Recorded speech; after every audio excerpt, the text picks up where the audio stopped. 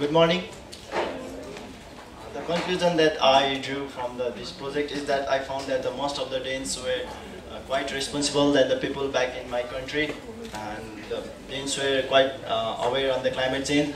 But back in my country, the people were not so aware on the climate change.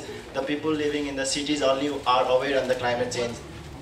And then other thing that I found during my trip is that many people were interested to use a new clean technology, but the people found that it is quite expensive, so that they cannot afford the new technology. It would be great if Denmark would develop a clean technology that would be cheap, so that the people from not only from the Denmark, from the people from the developing country also could afford it and help the global world for the mitigation of the climate change, so that the developing country would also play a part in the mitigating the climate change. And the other thing I found that the most of the Danes people were not happy with the present government, that that they said, I found that the most of the people were more responsible than the government. They said that if